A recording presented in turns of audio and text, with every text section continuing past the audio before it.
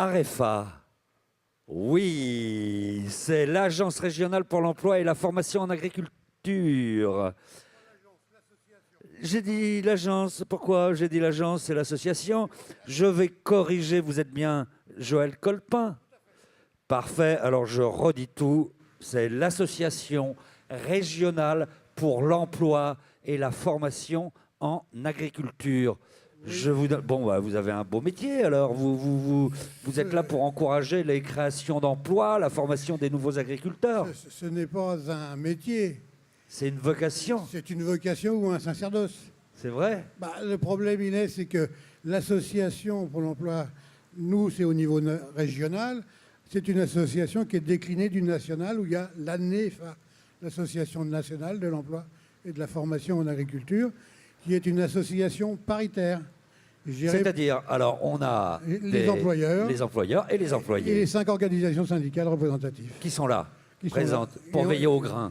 Pour veiller au grain, c'est pas veiller au grain, c'est passer la bonne parole. D'accord. Alors, comment ça se passe, l'emploi? On va commencer par ça, dans le domaine agricole. Le problème de l'emploi en agriculture, quand on discute avec quelqu'un, notamment en Île-de-France, on passe un peu pour des paysans. Alors que l'agriculture, c'est autre chose aujourd'hui. L'agriculture, c'est des emplois très qualifiés. Très, très qualifiés. On est en manque de main-d'œuvre, en sachant qu'il y a beaucoup d'écoles qui forment. Alors en Île-de-France, malheureusement, on n'en a plus beaucoup sur la production agricole elle-même.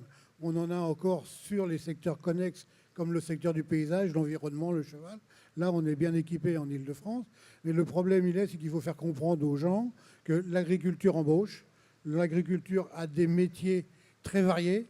On peut être à la binette, mais on peut être aussi, j'irais, dans l'hélicoptère. Mais vous êtes en train de me dire, parce que bon, on est tous un peu dans une ambiance un peu morose, de crise, etc., mais que l'agriculture embauche. Bien sûr, bien sûr. Dans tous les domaines? Dans tous les domaines. Le problème de l'agriculture, ce n'est pas comme une industrie. Il n'y a pas de boulot, il n'y a pas de boulot, l'industrie s'arrête. L'agriculture ne s'arrête jamais. Nous travaillons avec du vivant. Qu'il soit animal ou végétal, on ne peut pas l'abandonner. Absolument. Donc ça se renouvelle en permanence. Donc en permanence, il y a du travail. D'accord, mais ça c'est déjà une très bonne nouvelle. Mais alors, vous cherchez des gens est-ce que les Français, les jeunes Français, les jeunes Françaises ne vont pas assez vers ce secteur? La démarche est que l'association donc régionale ou nationale, quand nous participons de l'emploi et de la formation en agriculture, fait sa démarche principale, son rôle, c'est de communiquer, faire connaître les métiers agricoles.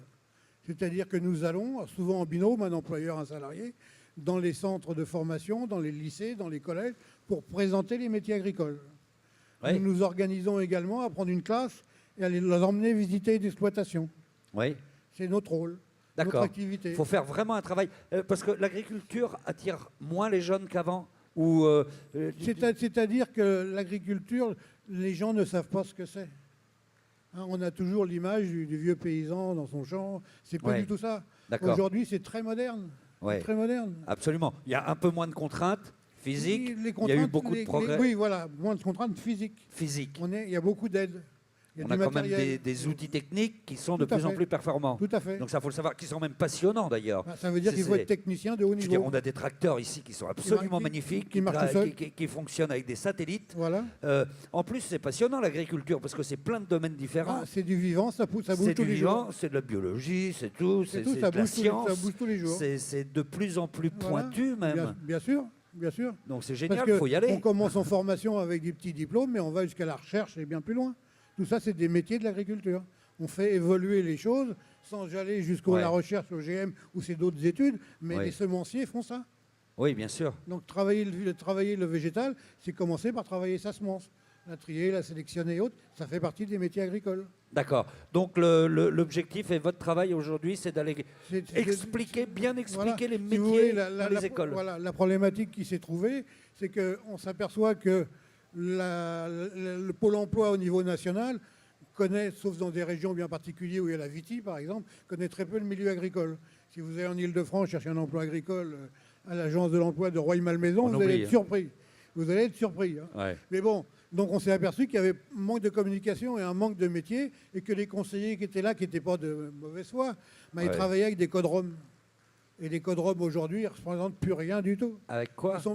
Les codes Roms, c'est-à-dire que c'est les références métiers qu'ils ont dans leur classeur. D'accord, qui n'existe plus. Donc, ils existent toujours, mais ils sont largement dépassés. Oui, d'accord. Donc nous, à l'association, on a, avec l'aide de la PECITA, et on a travaillé également à l'NPE qui existait à ce moment-là, on a fait en sorte de recréer un guide des métiers qui existe sur nos sites et autres, où on a repris tous les métiers de l'agriculture et on continue à le mettre à jour, en commençant, je dirais, c'est peut-être péjoratif, du petit grouillot de l'agriculture, jusqu'au plus haut niveau du chef d'exploitation.